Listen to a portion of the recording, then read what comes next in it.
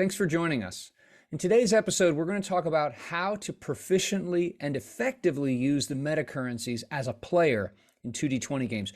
We've already talked about how they function mechanically, but today we're going to give some advice about how you can use them smoothly and use them in ways that really meets the potential that they offer for players during game sessions. Thanks as always for listening. Thank you for joining us. This is our fourth How to 2D20 short episode. And this is actually based on a request or a suggestion from one of our listeners, Crafty Matt. And I appreciate, Crafty Matt, your suggestion because it's a good one, and I hope we do it justice.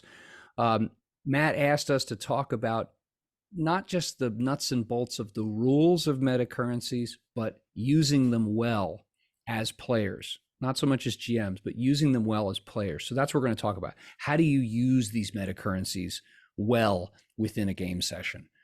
So quick reminder, if you haven't listened to the one on metacurrencies, go find it and listen to it. But Chris, give us a quick rundown. What are the three main metacurrencies and what do they do? Just as a reminder. If you look from a player's side, you've got momentum, which you generate from success, from beating the difficulty, getting extra successes, which you can use for various things in combat, for other things, and also getting more dice. Threat, you don't use threat, but you can give threat to the GM to buy extra dice. And then the other one depends on the system, but it's, often it's called determination or fortune. Fortune's probably the most likely one, which is like our super currency. Yeah. You only get a handful of them. It's very hard to get more, and you might have one or two, whereas you can generate 1 to 6 momentum on every single check you do. So momentum you can generate loads of. And really quickly, if you're coming from the outside, that is, you're not familiar with these things, that which momentum buys you. In other words, like what does 2 momentum buy you? What does 3 momentum buy you? Different kinds of things. The cost for momentum spends and the cost for threat spends for the GM are the same. Or if you give threat to the GM to make up for a lack of momentum for you so that you can spend them, the point totals are exactly the same. And the differentiation between determination and fortune is that fortune typically has no story tie-in for when you spend it. Whereas determination, like in Star Trek Adventures, is supposed to. So Star Trek Adventures uses values, your character has values, and so when you spend a determination, it's supposed to be in relation to a value, like, leave no man behind. Okay, I'm not leaving anyone behind, and so I get to use a determination in this instance, whereas fortune is entirely meta. There is no narrative tie-in. Okay. Groovy. So we have the 3 metacurrencies. Players don't spend threat. They do spend fortune, and they do spend momentum. So how do you approach this mindset-wise? Because this is radically different from, say, inspiration from 5e, which supposedly you have or you don't, which means you can't bank it. You just have it, and you spend it, and then you don't. Or other games where like bennies and stuff like that. What's the mindset you should approach this with as a player? All right, let's come to the 2D20 stuff later. I think the easiest thing to get out of the way is the super currency. Okay. Because that is more similar. So if you have played something with bennies or something where you have plot points, whatever they are, that's very similar to our fortune or determination thing. You might start a session with 2. And if you do some amazing role playing or something awesome, you might get another 1. Okay, now let's just work on that base. You've got 2 or 3 of those points for the whole session, and that's all you're going to get. So that actually spending those are very, very simple. When you're doing something which you absolutely have to try and succeed, that's when you spend it. Yeah. Okay. Now it doesn't matter if you don't get them back and you run out, because unlike other games, once you run out, you're probably not going to get them out, or you're going to have to jump through hoops to get them back. Yeah. There are other ways of getting more dice. Okay, but if you're trying to jump a gap, or you've got to hack a computer or open it, you'll do something super important. Use them. Okay. And then when you're near the end of the session and you're fighting the big bot and you really have to hit the bad guy, that's when you use them. So when you're doing something really, really important. And actually, if you hoard those, it's not the end of the world. Okay. It doesn't really matter. I think the momentum and the threat are the more difficult things to deal with. I think dealing with the super currency, I think is very straightforward. If it's really important, spend it. Yeah. And I think from a meta standpoint, we all know that most sessions are structured around the idea that you build up to a big climax or crescendo. There will be a big thing that happens nearer to the end of a session. And so if you're staring at your 2 fortune points, you have to think about, well, it would be smart to save one of them for near the end, when I recognize, I can smell the fact that the GM has brought out her giant pile of minis or something like that. I recognize that it's time. So it's probably smart to save one of those. And if all of a sudden you find yourself in a situation earlier in the session where you have to save your bacon, then you use the other one. Yeah. So good point. I hadn't thought of it from that perspective. That's about as like typical of metacurrency as possible. Now, obviously, momentum and threat are the different ones. In most other games, you don't have almost an endless supply of these. So let's deal with momentum first. A lot of the time, you're not going to have momentum. Momentum is something you generate. Now, but here's something you can do. You don't start with it. Yeah. Momentum is something you can generate really early on. Okay. You can do a task, and this is a bit metagamey, but if you do something and your GM's like, well, that's difficulty 0, do it anyway and roll for it, because if you generate successes more than you need, you generate momentum. Now, in that it kind of really momentum breaks down into combat or non-combat. In a non-combat situation, chances are you generate momentum and you haven't got anything to do with it. So you leave it for the next person, but then the next person use that momentum. Because if you don't use the momentum, it disappears slowly over time, like from one scene to the next, it'll just disappear. Okay, so you use it. So you're running away. It's not a combat thing. Like you're in a car chase or you're hacking a computer, you're doing a stealth thing, something like that. The first person has got no momentum. I'll come back to them later when we do threat. First person makes it. They generate more successes than they need. So then there's a bunch of momentum. You can't spend it on anything. You succeed, it goes into the group pot. Right, person number 2. Oh, I need to do a similar stealth check, or I'm climbing up a building, whatever you do. Should I use them? Yes. Just spend the momentum.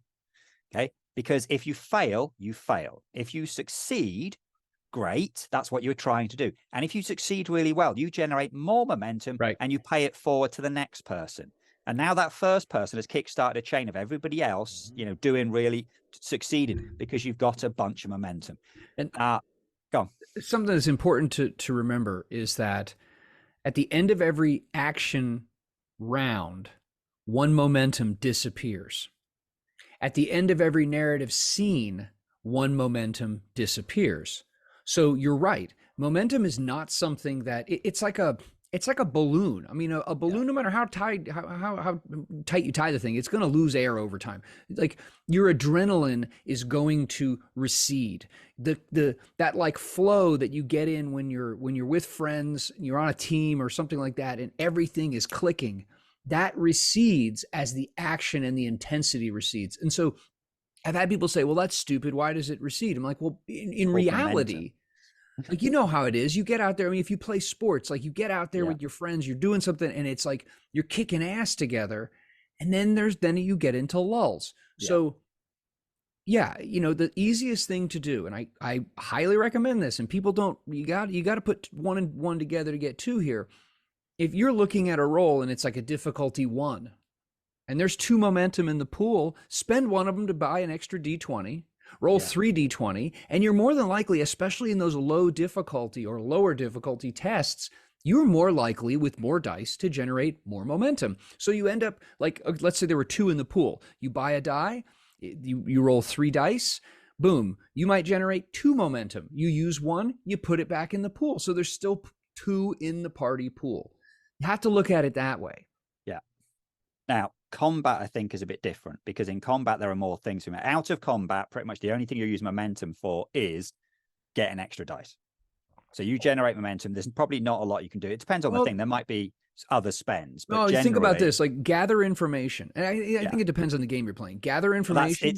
Other than gather information, I would say most things, like things happen faster. An extended task to make something happen, like in Star Trek Adventures, when you are doing an extended task, you're trying to fix the warp engines before something bad happens.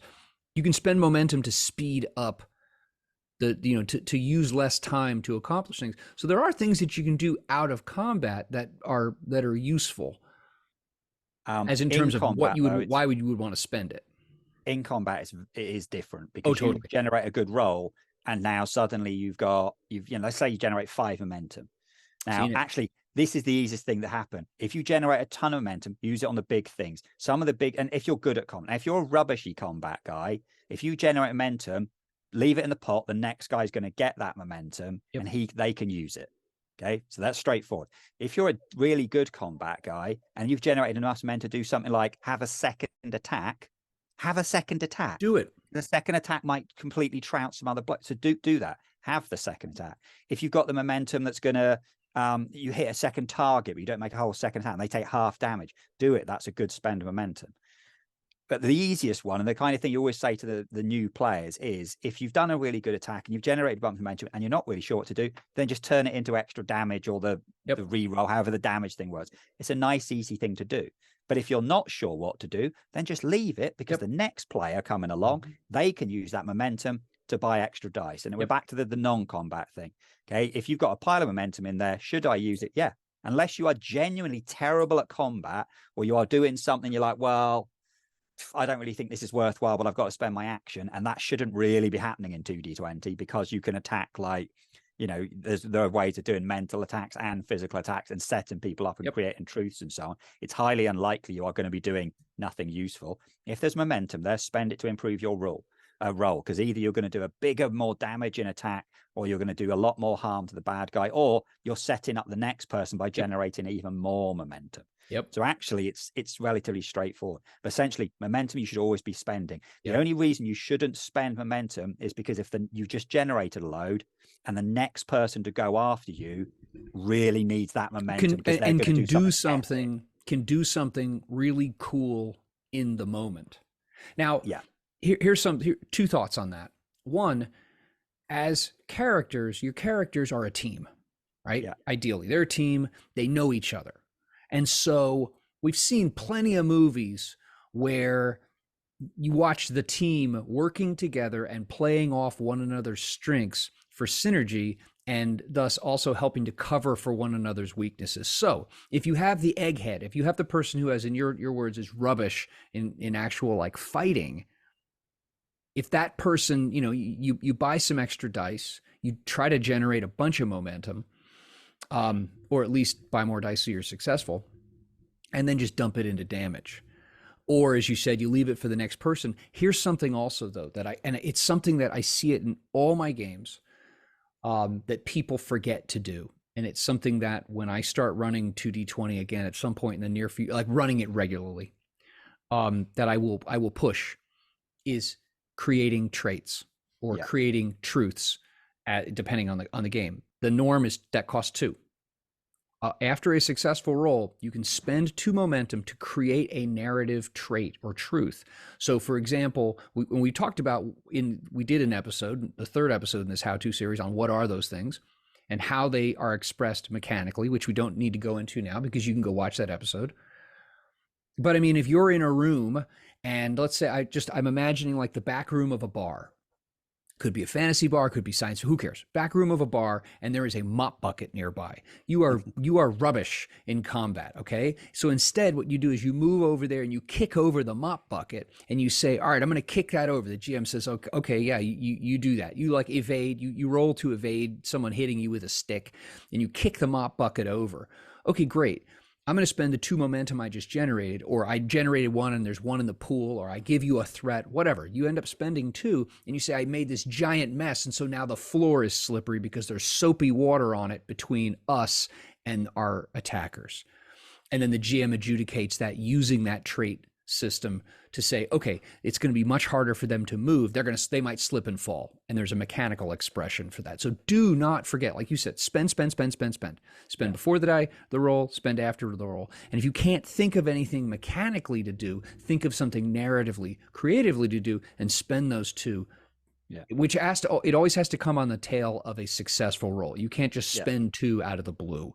You have to do something to create that trait, but spend. And that's one of the wonderful things about 2D20 is that it obviously has this strong mechanical base, but has this very clean connection with more anecdotal narrative elements that you can then express mechanically and like put a number to it. So create traits. Now that leaves us with one meta currency, which as a player, there's only one thing you do. The only way you can access threat is you want to have extra dice on your roll and you have no momentum.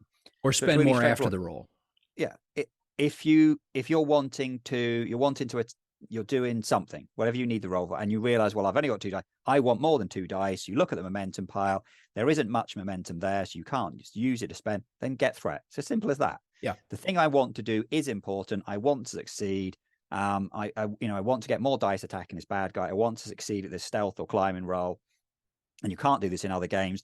Right. I haven't had anything paid to me by the previous player to go, well, it's fine. You just give the GM some threat and you get some extra dice. Don't worry about it. Should you do it every time? How important is the thing? If the thing you're doing really doesn't matter at all, then no, probably not. It's probably not worth it. Do you actually need to succeed at the thing you're doing? Then yeah, buy some threat. Well, and something else to consider too is when you give the GM threat, in a weird way, you are giving a creative challenge to your GM. Yeah. And you're saying, here's something I'm buying money here. I'm borrowing from you, and here's the interest. The interest you will get to play with, but I'm challenging you to come up with something neat, something creative and fun in the moment. Like, get over, and my guess is our listeners are not like this anyway, but like get over the idea of like my character has to win all the time. Like I have to feel validated by my made up character winning all the time. No, you want to have a fun, exciting story. And part of fun and exciting sometimes means you get hit with things that you did not expect. And you're like, whoa, how am I going to work my way around that? So when you give your GM threat, you're challenging them to creatively come back and challenge you, which then ups the ante of the fun, I think, at least. Yeah, I mean, both either a good GM or pre-written adventures have a bunch of threat spends. If you don't buy any threat, if you don't give the GM any threat, they're going to struggle to do the cool, fun stuff they want to do. So just give them the threat. Yeah. The game is not meant to be. It's not a competitive game. Okay, and the idea that the GM is going to be against you. We have seen loads of systems where it says be a fan of the players. The GM is going to use that threat to make a bad guy last a bit longer because it's meant to be more epic, or have something cool happen as some kind of complication thing outside of complications, but something cool happen that's fun. I mean, still, the thing that turned me on to 2D20 was playing a beta test for Infinity, where there was a fight going on in a crowd, and the players had generated some threat. I think it's called heat in that, and it meant that like the one cool thing was someone in the crowd got shot.